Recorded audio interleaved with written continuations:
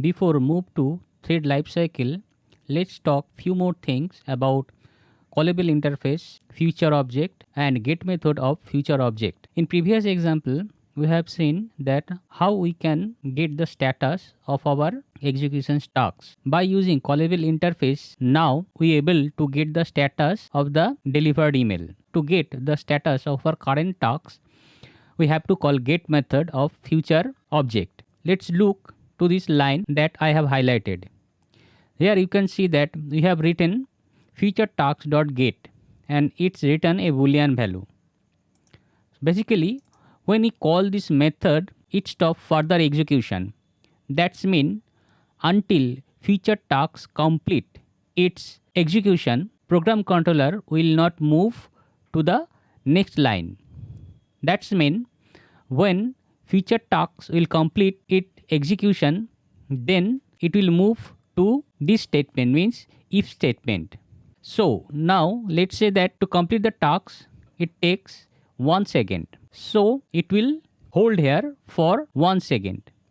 Now you can ask me then what is the usage of using callable interface if it's hold the execution until the task complete? Yeah, correct. But it doesn't mean that the thread we have created earlier it will stop the execution of those thread. Those thread will run continuously. Let's try to write an example to understand the whole concept. In this example, we are sending one email to our client. Now we are going to send 3 email to our different client. For that reason, let's define 2 more email IDs.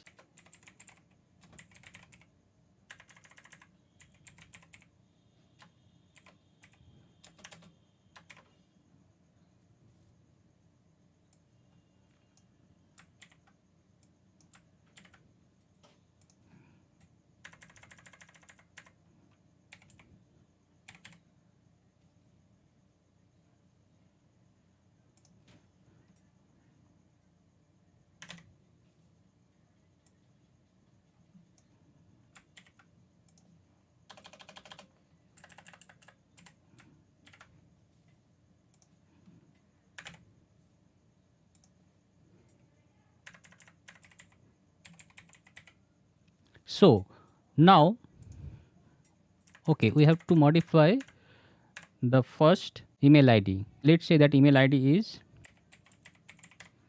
Scarlett.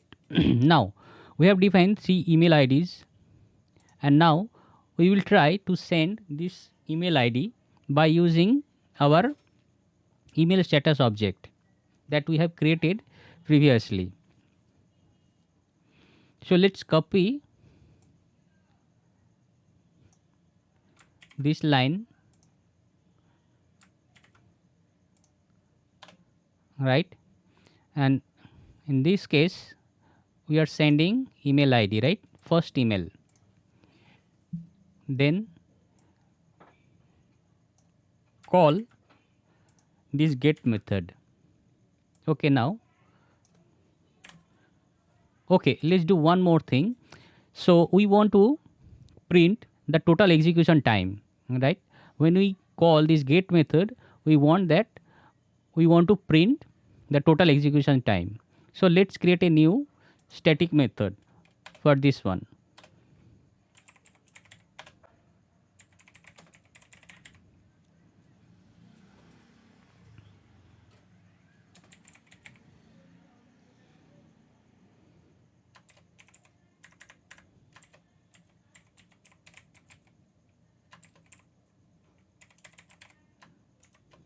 And pass future tasks as argument.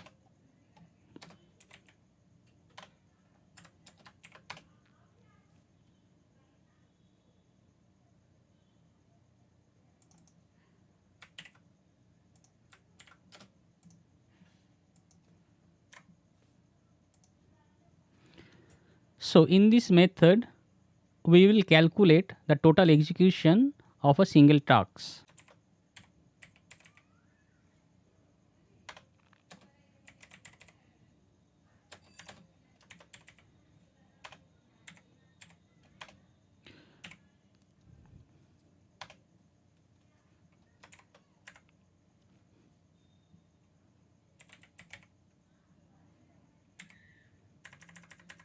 So our task will return boolean value. So let's get this boolean value.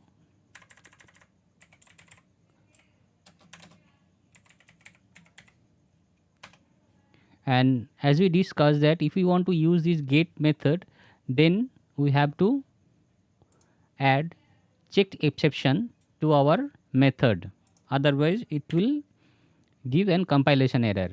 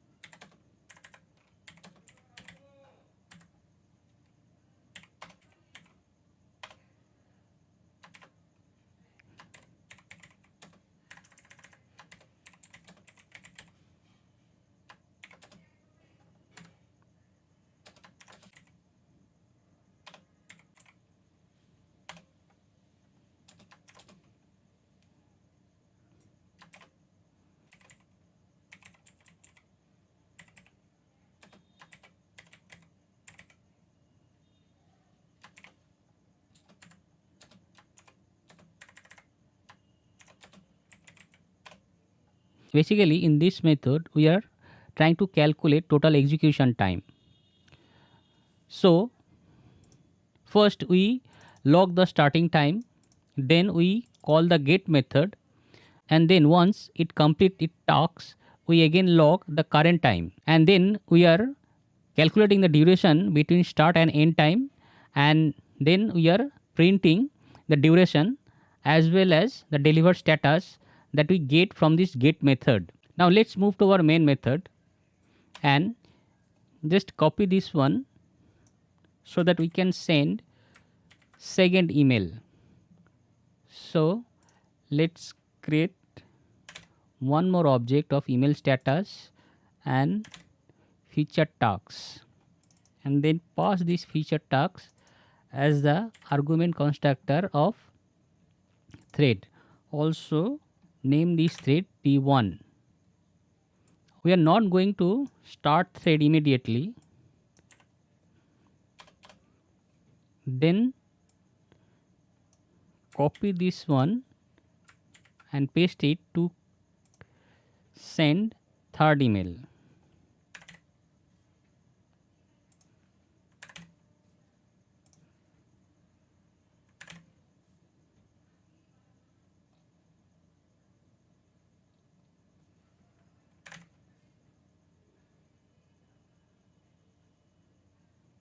Now pass this feature tags to this thread constructor. Okay. Also change the email ID.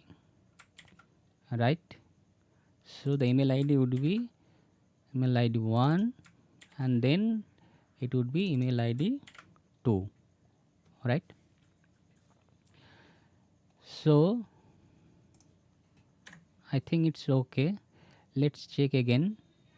Yes. Okay. So now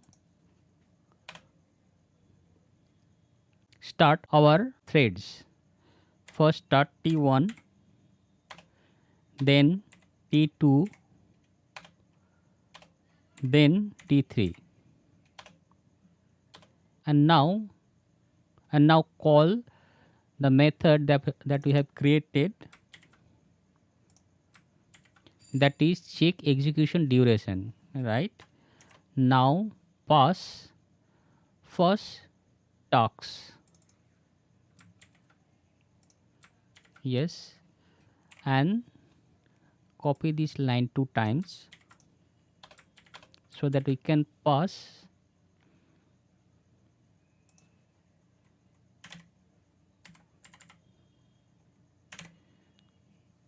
tasks, feature tasks 1 and feature tasks 2. Right. Now remove this line, it is not required anymore.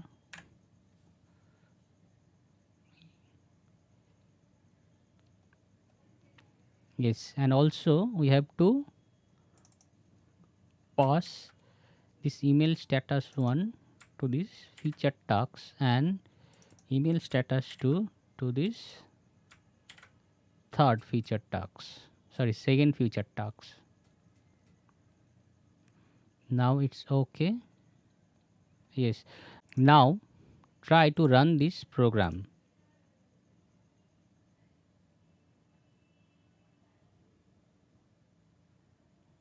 Yes. So you can see that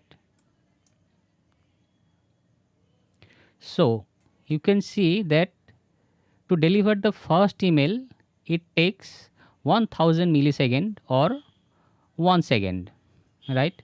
Because you can see that we have count our time as millisecond, right? So this is 1000 millisecond or 1 second, right? And delivered status is true.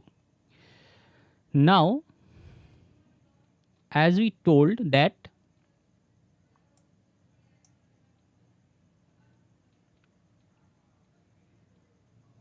so called the get method of the first feature tasks, our program controller wait until the first email delivered successfully. Now you can see when we call the get method of the second feature tasks, it takes 47 millisecond, because as I told you that while the program controller was waiting to finish the first task, the second thread, that's mean T1, already about to going to send the email. So it takes only 47 millisecond. And if you look at the third task, means when you start third thread, it takes 0. Means while our program controller was waiting to complete thread 1 execution, thread 3 already delivered the email. So we can see that though by calling get method which is defined in callable interface, it stops the further execution, but thread we have created, there is no such effect and those thread continue with its tasks. That's why we get 0 duration for our third thread execution. So if we have any application that is dealing with multitask, then only using get method is useful. But in our entire application we have only one task, then it is better not to use any thread, rather call that task directly. So now let's understand the entire concept in our pictorial representation. So in this pictorial diagram we can see thread 1, thread 2 and thread 3 started its work at the same time, and thread 1 hold feature 1, thread 2 hold feature 2 and thread 3 hold feature 3 to get the status of their performing tasks, and each email will take 1 second to deliver. Now when program controller try to execute feature1.get method, it will wait for the 1 second because the total duration to send the mail is 1 second. But when this program controller will move to feature2.get method, there is a high chances that feature2 already completed its tasks as well as feature3 already completed its tasks. So basically for these two thread it will take 0 second because program controller control the current application, not the thread. We have started this thread, but program controller will not stop the execution of those threads that we have started unless we try to stop those threads by giving some command from our current application. The main concept is that get method will pause the execution of the program controller until it's finish its task, but it will not stop the tasks all the thread that we have created. In multi-threading environment, this get method is useful. But let's say that if we want to use a single thread to perform a single task, then it is really not useful to use this method. Rather, we can call that task directly without using any thread. Next tutorial, we'll discuss about thread lifecycle.